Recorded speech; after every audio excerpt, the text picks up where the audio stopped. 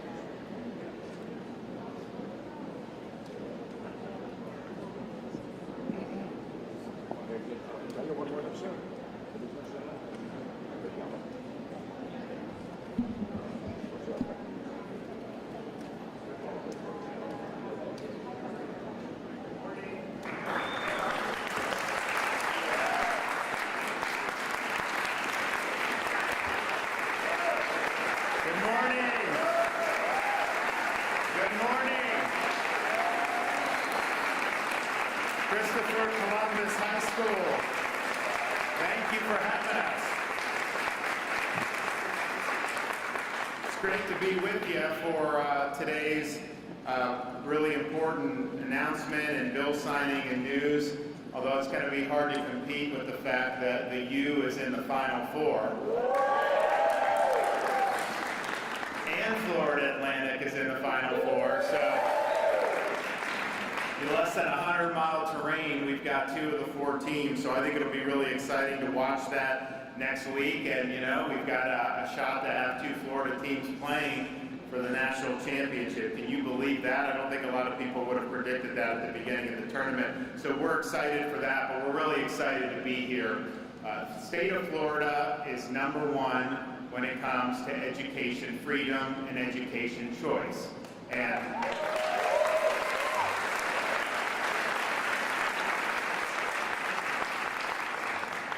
today's bill signing cements us in that #1 position, because we will be signing legislation which will represent the largest expansion of education choice, not only in the history of this state, but in the history of these United States. That is a big deal.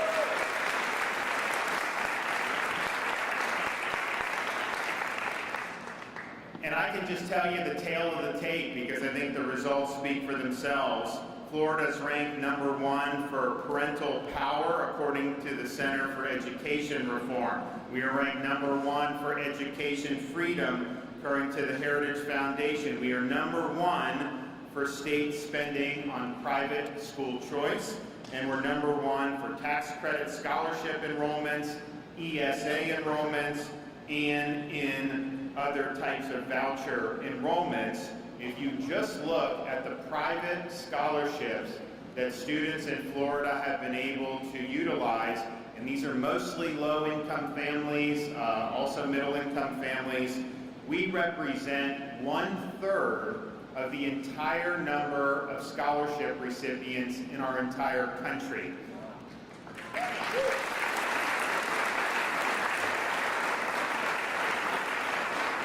Well, what's happened is over the years, as Florida has embraced parental choice, education freedom, you've seen other entities respond. We now have over 360,000 students in charter schools, and our school districts, particularly here in Miami-Dade County, have embraced choice within the school districts.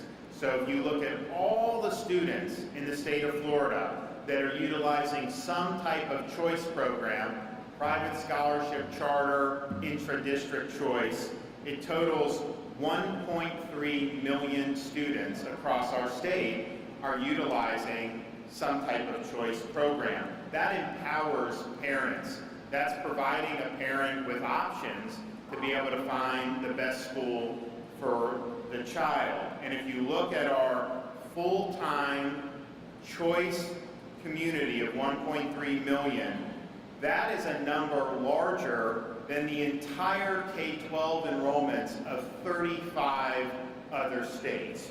So this is a huge thing in the state of Florida, and we're happy today that we're able to do even more to make people's dreams become a reality.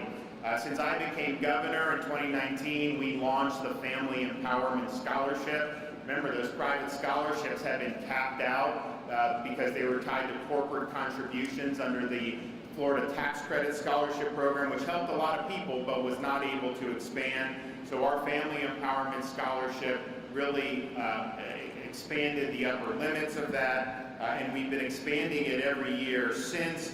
We've even done things like provide parents $750 scholarships for transportation to a school other than their local neighborhood school. We even expanded resources for struggling readers in elementary school through last year's New Worlds Reading Initiative. So we've been able to do the scholarship, but also provide other support that bolsters choice. And in the bill we're signing today, all that kind of comes full circle, because parents are going to be able to have the ability to get money for their student, for their child, and they can do tuition. They're also going to be able to use it for things like tutoring and for other things that can be very important in a child's development and well-being. So today, our bill that we're signing, House Bill 1, it expands school choice to every single student in the state of Florida.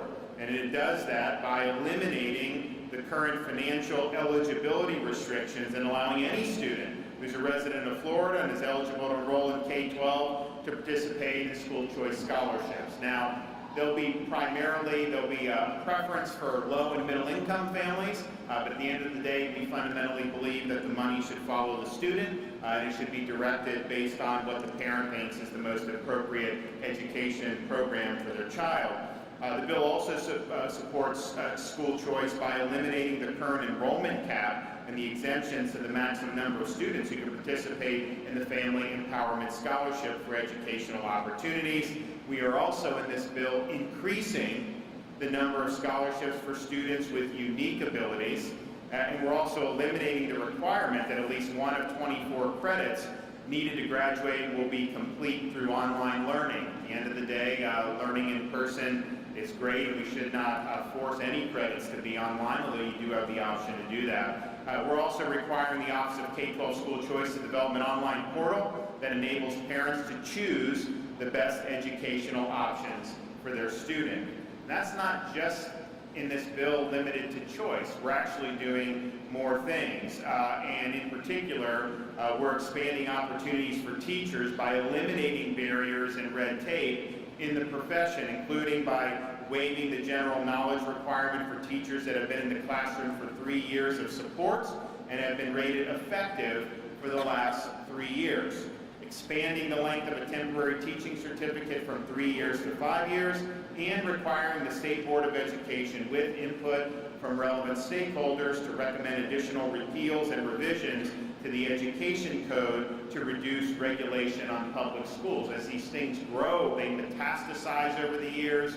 You have a lot of different red tape that gets built up, so they're going to be doing a comprehensive rewrite of that and hopefully be able to eliminate a lot of the redundancies and a lot of the red tape that impacts school districts all across the state. So this bill is a major game changer. I think that we are yet again leading the country when it comes to things like education choice. But why are we doing it? I mean, this is not just about philosophy, although it certainly involves that. You know, it's really about results. If you look at the most recent National Assessment of Education Progress results, the nation's report card, only thing that all 50 states take, Florida, in this first post-COVID assessment, rated 3rd and 4th in the country for 4th grade reading and 4th grade math. Now, that was not true 25 years ago. That was not true even 10 years ago. And so people have said, wait a minute, if you give parents a choice, if you let parents take scholarship and go to the school of their choice, somehow that's going to hurt education performance. And in Florida, we're proof positive that that's just the opposite of what actually happened. The fact of the matter is our school districts perform better because they've embraced choice. Our charter schools perform better because they have to compete for individual students. They're not entitled to get anybody as a charter school. And of course, having private schools that can service the needs of parents so that a parent will take that scholarship and say, you know what, I want to go to this particular school because of what they're offering. All that has created a very positive feedback. And if you look at the NAEP results that came in, I think the states ahead of us were much different states in terms of their diversity and in terms of their size. If you controlled for demographic differences, we would be #1 in the country, just like we were 2019. I mean, you look at Miami-Dade, we got a lot of different languages. There's a lot of things going on. Some of these other states, they don't have to deal with any of that. And so for us to be as big as we are, as diverse as we are, and not just in terms of being in like one area, you know, the Panhandle is a lot different than Palm Beach, and Naples is a lot different than Jacksonville, and yet we've been able to do it in a way that's producing good student outcomes. So I'm excited to be able to be here to put the John Hancock on this important piece of legislation. But I'm only going to do that in a few minutes because we're going to hear from a lot of folks who've had an awful lot to do with what we're doing here. So we're going to hear from a number of people. We're going to hear from leaders of both houses of the legislature, Paul Renner and Kathleen Passidomo. We're going to hear from our education commissioner, Manny Diaz, who's from down here in South Florida. We're going to hear from one former scholarship student, 2 mothers, and then we're going to hear from the legislative sponsors in each chamber, Corey Simon in the Senate and Kaylee Tuck in the House. And so without further ado, I'd like to welcome up Speaker Paul Renner.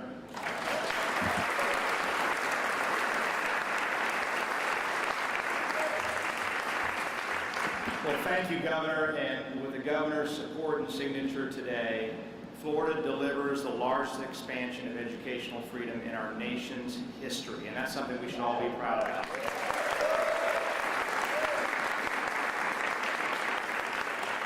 You know, the Governor mentioned how well our public schools are doing, but it's no coincidence that 25 years ago, our public schools were at the bottom in terms of our scores, and that's when we began the process of making meaningful steps towards school choice. You know, the old way of thinking was like the Hotel California. Your kid could go into the school they were zip coded for, but they could never leave, no matter whether that school met their needs or not. And so school choice means there's also an exit door. And if you're doing a great job, more people enter through the entrance door, and if you're not, you'll go through the exit. That's what school choice really does, and empowers innovation and competition. So again, 25 years ago, we were at the bottom of the barrel. And with school choice and that competition, we're now at the top in our public schools. We have excellent public schools, in part because of school choice. But we also know that we need a concept like an ESA that is not just for vouchers, but for online learning, for an in-home tutor if your child's struggling in reading, because even brothers and sisters within a family learn differently. And so what this bill does through the ESA concept is allow you to customize each and every child's education so that it best fits their needs. And then finally, we do something very important with respect to children with unique abilities. We have some friends here, I know, from the Thrive Academy who are starting school uniquely for autistic children that will meet their needs. And we have had a wait list. So literally parents have had to say to their children, I'm sorry, but we can't make that happen for you this year. And so with this bill and the Governor's signature, we will never have a parent have to say that ever again.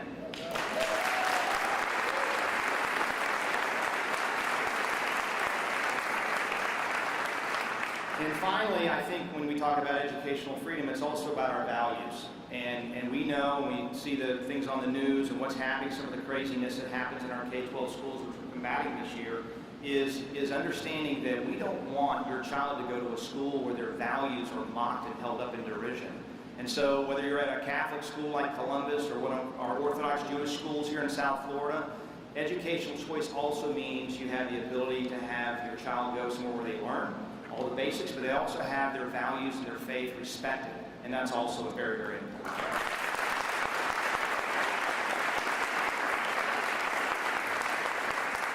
I want to obviously again thank the governor for his unyielding support on this issue. I want to thank Senator Passidomo for her championing this issue over in the Senate and her leadership, and also and especially our bill sponsors, Kaylee Tuck in the House and Corey Simon in the Senate, who were absolute champions on this issue and just did a marvelous, marvelous job, and you'll hear from them in a moment. But I just want to say thank you, and God bless all of you, and it's a great day. You're going to see great, great things in education in Florida as a result of this bill. Thank you again.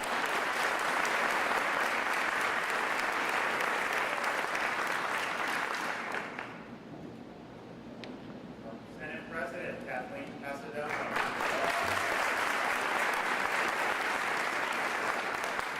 Good morning. I love the name of your school, my background. Thank you, Governor DeSantis, Lieutenant Governor Jeanette Nunez. You guys rock. Without their support, we could not be here today. And Speaker Renner, this was his dream from day one, and he has brought it to reality. It's a visionary bill. The goal of making school choice a reality for every child in every family across our great state has been a long time in coming. Universal choice means every school has a chance to compete for students, and parents can decide the best fit. That means also public schools can compete. The bill takes the first steps to level the playing field to make that happen. It reduces red tape that burdens our traditional public schools. These institutions, which have served our communities for generations, will also have a meaningful choice to compete alongside other school choice options. That's a little part of the bill that should not go unnoticed. And over the summer, the Department of Education is going to meet with superintendents from around the school, from around the state, to determine what regulations can be struck from our public school system. It's very important, it's critical, and it's a great step forward. I'm so pleased that parents around the state are going to have choice to attend a public school, a private school, a charter school, a religious school. What a wonderful opportunity for our future generation. Again, thank you, Governor DeSantis, because without his support and pushing, we wouldn't be here today.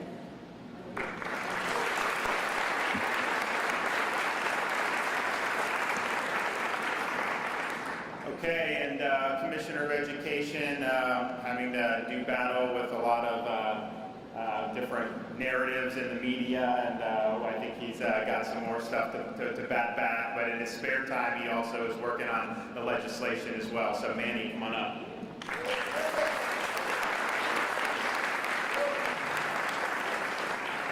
Thank you, Governor. Thank you for the ability to help me keep that story straight, by the way. I'm a little biased, but I think this is a great location to find this bill, Governor. My son's actually an alum of this school, class of 2016. Thank you for your leadership, Governor. In 2019, when you came in as governor, I was fortunate to be in the Senate. You came in and specifically said we needed to eliminate the wait list because there should be no families waiting to be able to pick a school of their choice for their children. And that happened thanks to your leadership. We created the Family Empowerment Scholarship in 2019. And every year since that, during your term as governor, the program has been expanded. But I think we've reached the pinnacle here, right? We finally reached the place where every family in Florida can make a choice for their individual students. And all of them are different, even in the same household, for what matches their educational needs and the needs of the activities and everything else that goes along with this. So thank you, Governor, for leading on this. Thank you to Speaker Renner and President Passidomo, bill sponsors, Senator Simon, Representative Tuck, incredible work on this bill. And we've reached a point now where no matter what, every family will have a choice, regardless of zip code, regardless of background, in the state of Florida. And I want to make it clear, we didn't regain the lead, Governor. We never lost the lead. We were the reigning champs. This has been changed. As was mentioned before, the bill also provides a lot of flexibility for our public schools, streamlines the certification process to continue to make sure that our schools can compete. This creates an ecosystem where all of our schools across the board, whether they're charter, private, or district schools, can compete and provide the best education for our children. I'll say a couple words in Spanish for the Spanish media. Le doy gracias al gobernador por el liderazgo. Al fin hemos llegado a un punto en el estado de la Florida donde todos los padres y todos los estudiantes pueden llegar a la escuela que mejor les sirva a las necesidades académicas en el estado de la Florida. Gracias al gobernador DeSantis desde el 2019 está liderando esto y gracias al presidente, a la presidenta y el presidente de las dos cámaras y los miembros que están aquí por ayudar a llevar esta propuesta a convertirse en ley en hoy. Así que muchas gracias. Thank you, Governor, for continuing to make Florida the education state as you are clearly the education governor.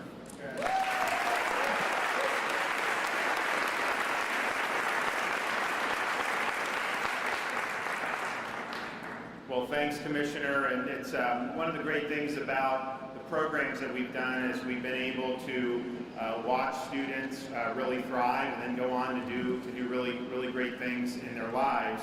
And when you have someone that can come back and say that this scholarship was very meaningful to them in their own lives, you know, that's really what it's all about. So we have Hira Varmu, who's here. She's a former scholarship student, and she's now a school choice advocate. So why don't you come up here and take the podium?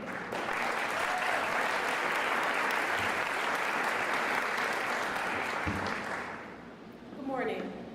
I'm Hira Varman. I'm a graduate of Tampa Catholic High School and Florida A&M University. I'm honored to be here with Governor DeSantis today and legislative leadership to celebrate this bill becoming a law that will give families more options in their children's education. As one of 12 children in my family, I know that students learn in different ways. That's why 9 of us benefited from the tax credit scholarship, including myself. My parents immigrated from Jamaica and Liberia, and growing up we were very poor. My parents would stop at nothing to give us the best education possible. They also believe that schools' values should align with their children's and with theirs. The tax credit scholarship allowed them to send us to schools that gave us the best opportunity to learn and grow and succeed. So far, we have 4 college graduates, including one with a chemical engineer.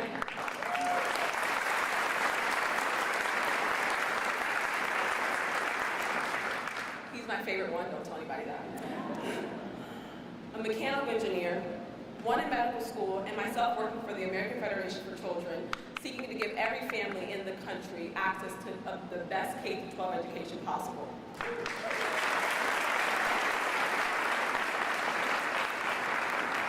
But we don't stop there. We also have 4 in university currently. We have 3 in high school and 1 in middle school, so an army following. When people say school choice doesn't work, I simply show them my family. This is the power of giving a child an education that fits their needs. That's why this new law, expanding the tax credit scholarship and the family empowerment scholarship programs, is so important to Florida families. Turning them into education savings accounts gives parents more flexibility in spending their funds, which provides them more options to customize their child's education to meet their individual needs. I want to say thank you again to everyone that was a part of this monumental bill, because scholarships like these change the entire trajectory of my life and of so many families. This is the power of school choice, and I'm so happy to be a part of this monumental bill and be a part of one of the Florida stories. So thank you so much.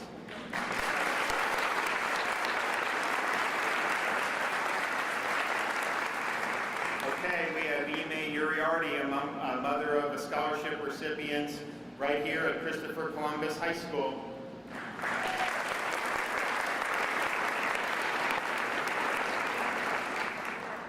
Good morning, my Columbus family and friends. I'm so honored to be here with Governor DeSantis and the legislative leadership to see this education choice bill become a law. Florida's choice scholarship programs have been a true lifesaver for my sons. I am a single mother, originally from Costa Rica, raising my 2 boys. And I moved back here 3 years ago, in large part because of the opportunities Columbus provides. Sebastian is 17 and attends Columbus on the Family Empowerment Scholarship for Education Opportunities. He's mostly a straight-A student who has a very active role in CCNN, which is Columbus' student-run broadcast news program. He has been a part of CCNN's winning pieces at national organizations like the Student Television Network Awards and the Suncoast Student Production Awards. His brother Alejandro just turned 15 yesterday. He's been diagnosed with ADD, which qualified him for the Unique Abilities Scholarship. During the pandemic, Alejandro's school was not really working for him, but I knew that he could reach his full potential at Columbus High School. He just proved this to be true when he won an SDN award for CCNN as a freshman at this year's edition in Long Beach, California, following the example of his brother.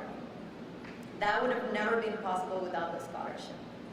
Both boys have thrived in the CCNN program, which has been a character-building experience for them, and whose director, Mr. Omar Delgado, has been more than a mentor and a teacher, and has become like a father to them. For that, Mr. Delgado, wherever you are, because I can't see you right now, but I'm deeply grateful. And I would also like to say a special thank you to Mr. David Pugh, our principal, Mr. Alex Trujillo, Dean of Students, Ms. Cristina Insua, CCNN moderator, and Ms. Sarah Martinez, counselor. Indeed, Columbus is more than a school, it's a family. If it's true that it takes a village to raise a child, they are my village. They have helped us through many challenges and the emotional ups and downs. I know we would have not had these opportunities in a different school.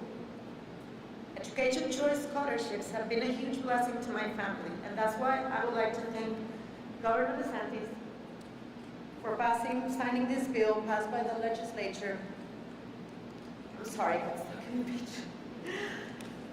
And basically,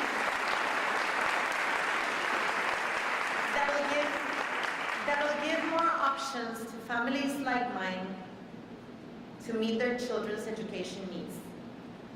Governor, you have this mother's eternal gratitude for allowing my boy's future to be as promising in a school like Columbus High School. So thank you.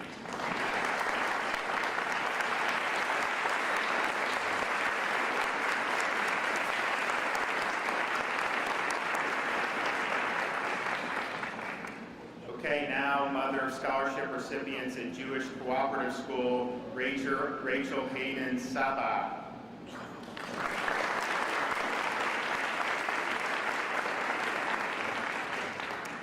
Good morning. I am Rachel Hayden Saba, and I live in Fort Lauderdale. I am thrilled to be here today with Governor DeSantis and legislative leadership to see a new bill become law, expanding educational opportunities for families. That's because the State Education Choice Scholarship Program is making a huge difference in my daughters' lives. I have 4 beautiful daughters, 2 of whom became eligible for the Family Empowerment Scholarship for students with unique abilities this year. 8-year-old Elisheva has ADHD, which often means a child may require a sensory experience free of the pressures which are inherent in the classroom. As grateful as I am that we received UA funding to pay for my daughter's private school education this year, I am more grateful still to have the opportunity to homeschool her next year by using the funding to structure a curriculum that cultivates Elisheva's curiosity and love of learning by focusing on her strengths and making learning fun. Her 4-year-old sister, Ahava, has an expressive speech delay that qualified her for the scholarship. She was previously waitlisted because of her age.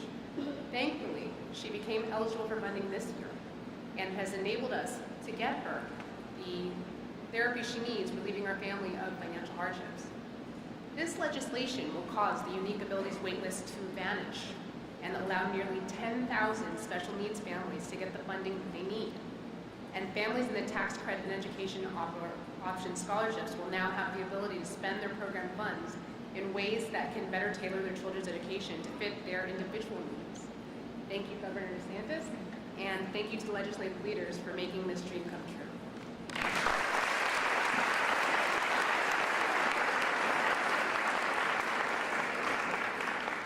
Okay, now to our legislative sponsors. First in the Senate, Senator Corey Simon from Tallahassee.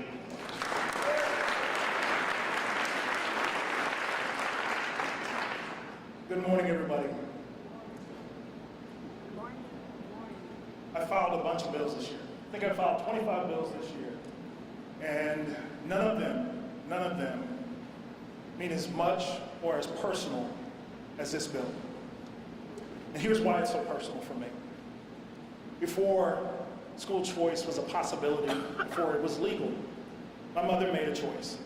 I grew up not far from here down in Pompano Beach, Florida. And in Pompano, where I grew up on the other side of Dixie Highway, there wasn't a lot of success stories that left that neighborhood. But my mother, who worked for Public Supermarket for over 35 years, knew that she didn't want her son to deal with the same obstacles that she saw right outside of our front door. And so she utilized her work address so that I can go to a better school. When I got into the Senate, when I was running for this position, that's the story that I told. That's the life that I've lived. That's the passion that I approached this bill with. Because I understood that I wouldn't be standing here today in this position without the sacrifice that my mother made. And I wanted to ensure that every family had that same opportunity to make the choice that was best for their child, regardless of the area code that they lived in. And so that's why this bill is so important. Thank you, Governor, for your leadership on this. Thank you, Senator Passidomo, President Passidomo. Thank you, Speaker Renner, for entrusting us in this great process to run this great bill for the families of our future. And so thank you. I look forward to the governor putting his signature on this bill so that families have the same opportunity that I had to get a great education.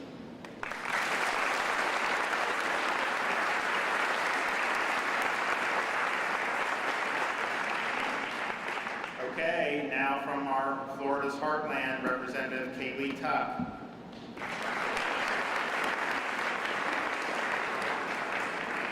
And good morning, everyone. It's hard to say anything that hasn't already been said more eloquently by those before me, but I would be remiss if I didn't reflect on the monumental and historic day we are seeing right here. Florida has always put parents in the driver's seat, but today we keep parents in the driver's seat by making sure that every family and every student is empowered to get the education they deserve. It takes a village to do legislation as well, and I have to thank Speaker Renner, who had this vision so long ago. We're seeing it to fruition, and President Passidomo, Senator Simon, Governor DeSantis. It's been the privilege of a lifetime to be part of this monumental day, so I really appreciate it. Thank you so much.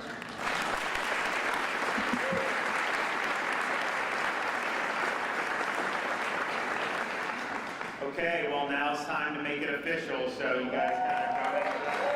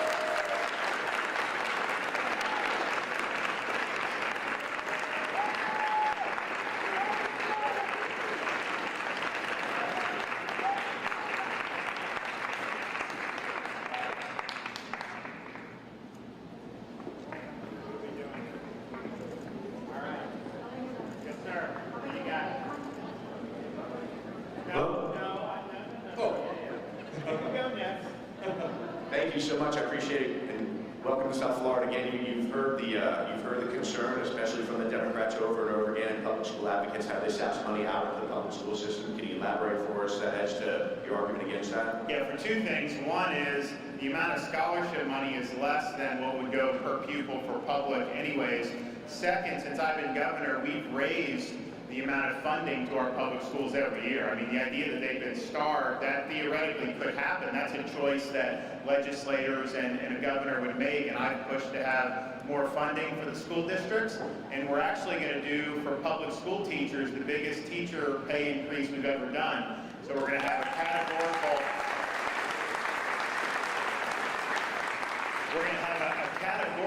portion, either in the FEFP, they may make it in a different part. There's different legislative ways they do it, but basically $1 billion, it's got to go for teacher pay. It can't go for administration. It can't go for any of the other stuff, and that's really been significant. We're now in the top 10 in average minimum salary for the country in terms of teachers. We used to be in the bottom half. Now, because we've had that goal, I think this $1 billion categorical, can help to raise the pay overall. We have raised pay for everybody, but there's been a focus on the bottom half just because we want to recruit more people. So our commitment to that remains very strong. And if you look at the numbers that I cited at the top, yes, we've got a lot of private scholarships. Yes, we've got public charter schools, but the majority of school choice in Florida is actually within school districts.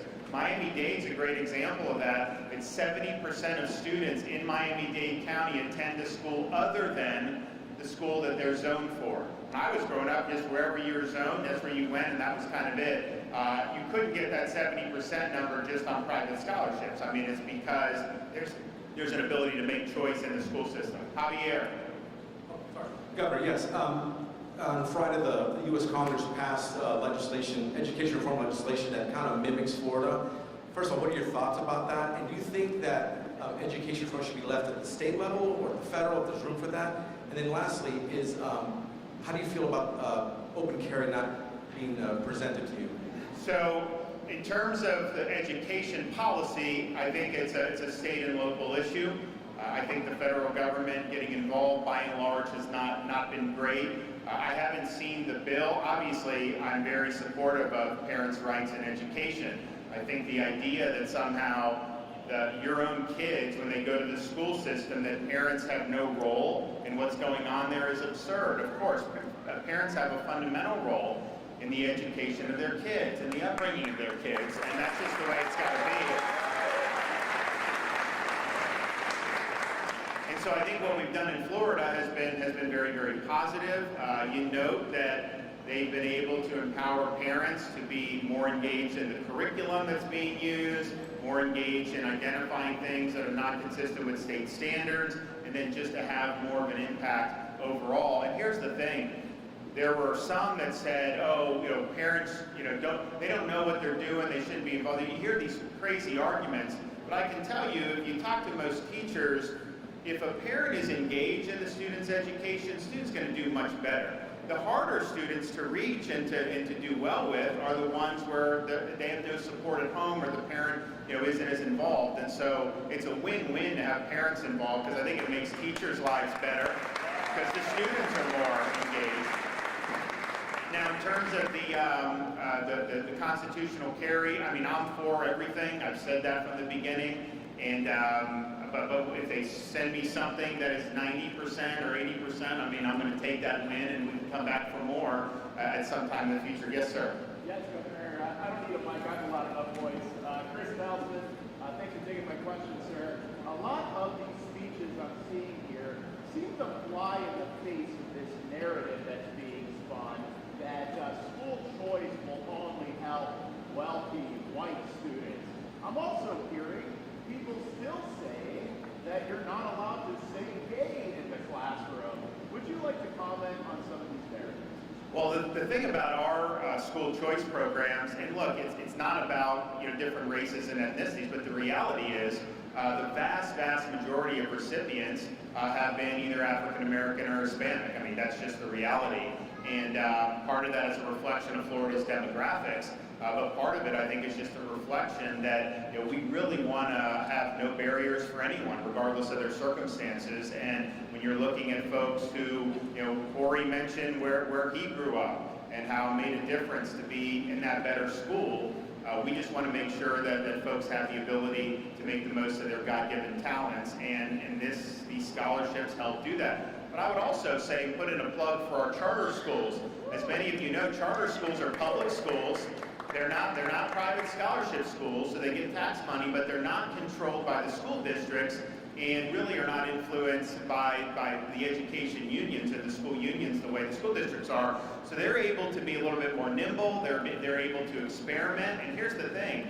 They either offer a product that parents want or they don't. And if they don't offer a product, it's kind of like Yogi Berra when they were asked about low attendance for baseball. He says, well, if people don't want to come to the ballpark, no one's going to stop them. And it's just like you can't have, if parents aren't buying what you're selling, then you're just not going to get the enrollment, and it's just not even going to work. So they have an incentive to do things that are going to be appealing. If you took just our charter school population, 360,000 plus, and it is disproportionately racial and ethnic minorities in that, it performs better than, like, you know how many states, some of you guys know, it's like it would be one of the top performing states in America if just our charter population was rated as a separate state.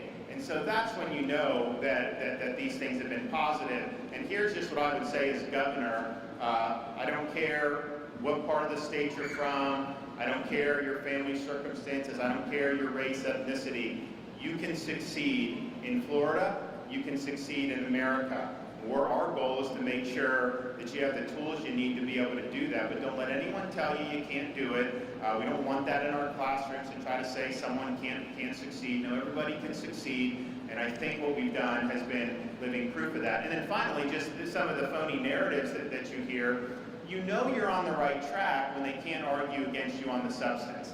It's not that hard to just pick out, we put out one sheets about the bills I signed. You can pick out legislation and just read what it is.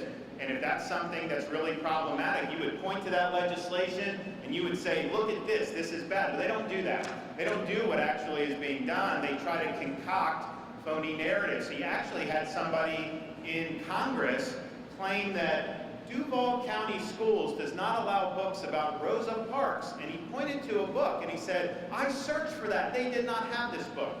And so the school system actually responded on social media and said, well, we have 14 other books about Rosa Parks. We just didn't have that one because you have to make choices about what you do. But they were trying to do a narrative that somehow that would not be appropriate in Florida schools, which is absurd. So the more they do things that are just ridiculous, the more that they try to do these phony narratives, that should give you comfort to know that we're getting the substance right. Because if we were getting the substance wrong, they would be attacking the actual substance of the bills, and they're not doing that, and they're not able to get that done.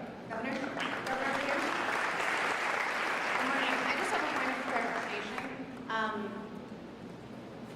Can students use the vouchers at any private schools in Florida, or are there restrictions? And then secondly, if a student who does attend a private school that doesn't accept vouchers, can they use that money for other related expenses? I mean, I think it's just any school that meets the basic standards, right? It's open to them, yeah. So there's not going to be. I mean, if someone just decided to start a school tomorrow and had 5 students, they may have to qualify. But any of these schools, they're going to be able to do it, I believe. Correct? Yep. All right, everybody. God bless everybody. Thank you. We'll see you soon.